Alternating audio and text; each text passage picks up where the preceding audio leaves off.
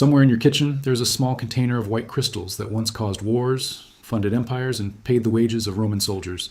You probably paid less than $2 for it, and you probably never think about it again after you put it back on the shelf. But here's the strange truth.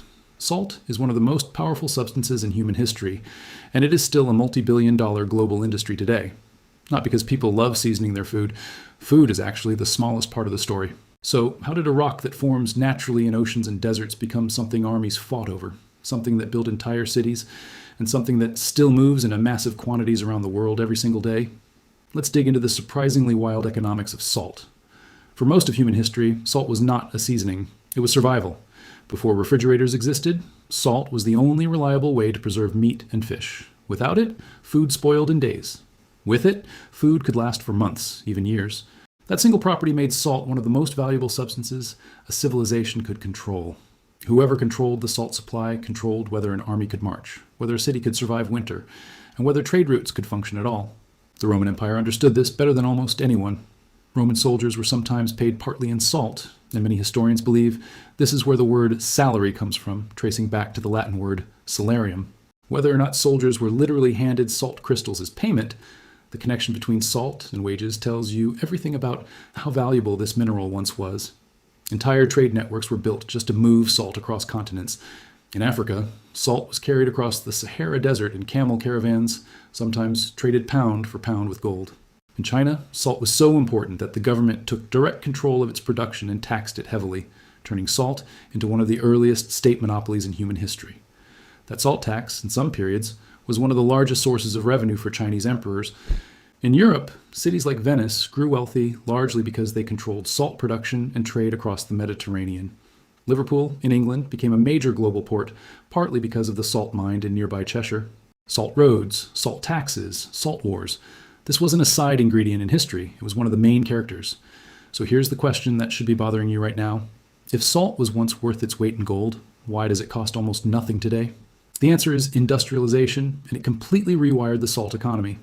In the 1800s and into the 20th century, new mining and evaporation technologies made it possible to extract salt in enormous quantities, cheaply and continuously. What was once rare became abundant almost overnight. Massive underground salt mines were discovered and developed. The Cura salt mine in Pakistan is one of the oldest and largest in the world, believed to have been in use for centuries and still producing salt today. In Poland, the Wieliczka salt mine has been operating since the 13th century.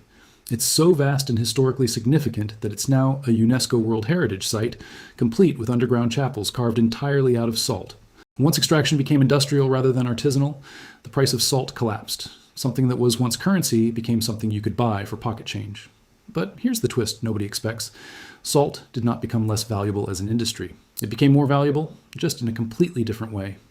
Today, global salt production is estimated at around 280 to 300 million metric tons per year. That is an almost incomprehensible amount of a single mineral moving through the world economy annually. And here's the part that surprises almost everyone who hears it for the first time. Only a small fraction of all that salt, roughly 6 to 8%, actually ends up on your dinner table. So where does the rest go? This is where the real economics of salt gets interesting. The single largest use of salt worldwide is the chemical industry. Salt is a critical raw material for producing chlorine and sodium hydroxide, also known as caustic soda, through a process called chlor-alkali production. Chlorine made from salt is used to purify drinking water for billions of people. It is also a building block for plastics like PVC, which shows up in pipes, packaging, and countless products around you right now. Caustic soda, the other output of that same process, is used in making soap, paper, textiles, and aluminum. In other words, salt is quietly embedded in products you use every single day that have nothing to do with food at all. The second major use of salt might surprise you even more, especially if you live somewhere cold. Road de-icing. In countries with harsh winters like the United States, Canada, and much of Northern Europe, millions of tons of salt are spread on roads and highways every winter to melt ice and prevent accidents. In the United States alone, an estimated 20 million tons of salt are used for road de-icing in a typical winter. That single use alone dwarfs the entire global food salt market many times over. This is why salt companies actually watch weather forecasts as closely as farmers do. A brutal, icy winter can spike salt demand and revenue, while a mild winter can leave warehouses full and stock prices flat. Beyond chemicals and roads, salt also plays a critical role in agriculture, where it's used in animal feed to provide essential minerals that livestock need to stay healthy and productive. It's also essential in water softening systems, in oil and gas drilling operations, and in manufacturing everything from glass to detergents. Salt, it turns out, is one of the most quietly essential materials in the entire industrial economy. So who actually controls this massive hidden empire of salt? A handful of companies dominate global salt production and trade. Cargill, the massive American agribusiness giant, is one of the largest salt producers on Earth, operating mines and evaporation facilities across multiple continents. Compass Minerals is another major player, known for operating one of the largest underground salt mines in the world beneath Lake Huron in Goderic, Canada, extending thousands of feet below the Earth's surface. Morton Salt, a name most people recognize from their kitchen cabinet, has been an iconic American brand since the early 20th century and remains a major force in salt production and distribution. China, the United States, and India are consistently the top salt-producing countries in the world, together accounting for a massive share of global output. Australia and Germany also rank among the leading producers globally. These companies and countries are not fighting over table salt margins. They're competing for contracts with chemical manufacturers, government transportation departments, and industrial buyers who purchase salt by the shipload, not by the shaker. Now, here's where things take a fascinating turn, because while industrial salt is essentially a commodity, sold cheaply and in bulk, something strange has happened in the consumer world. Salt has become fashionable again. Walk into any modern grocery store and you'll find an entire section dedicated to specialty salts. Himalayan pink salt, harvested largely from the Kura region, is often marketed as containing trace minerals and a more natural appeal compared to regular table salt. Fleur de sel, a delicate salt hand-harvested from the surface of salt evaporation ponds in France, can sell for many times the price of ordinary salt, prized by chefs for its texture and flavor. Black lava salt, smoked salts, and salts infused with truffle or herbs have turned a once humble mineral into a premium lifestyle product, sitting proudly on kitchen counters like a piece of gourmet jewelry. From a chemistry standpoint, sodium chloride is sodium chloride. The core mineral is fundamentally the same substance, whether it costs $2 a kilogram or 20. But the economics of marketing, scarcity, and perceived purity have created an entirely new luxury tier within an industry that is otherwise built on volume and cost efficiency.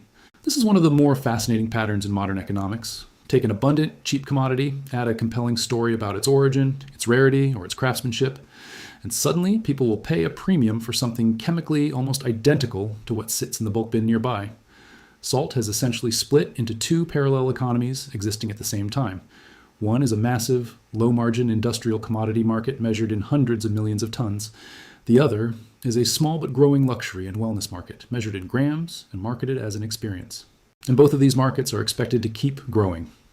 Industry analysts project the global salt market will continue expanding steadily over the coming years, driven by population growth, increasing industrial demand, and continued interest in specialty and gourmet salt products.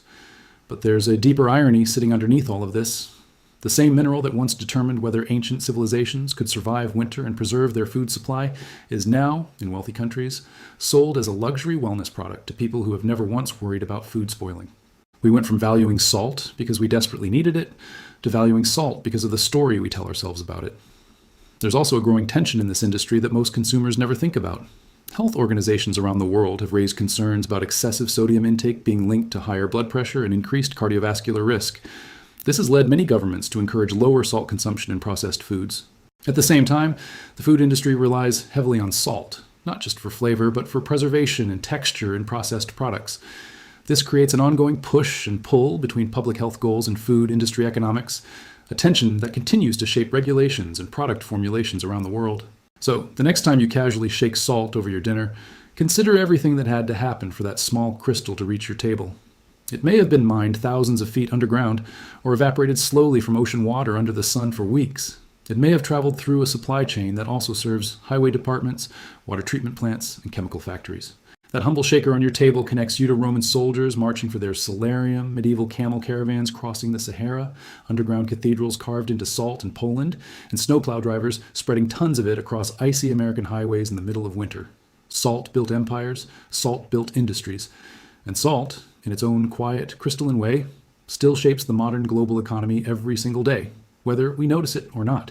It's a powerful reminder that some of the most valuable things in our world are not rare metals or advanced technology.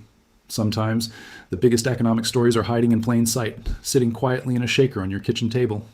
If you enjoyed uncovering the hidden economics behind something as ordinary as salt, imagine what other everyday objects around you might be hiding equally surprising stories. That's exactly what this channel is built to explore. Subscribe to the Economics of Weird Things, so you never miss the next hidden story behind the ordinary objects that quietly run our world.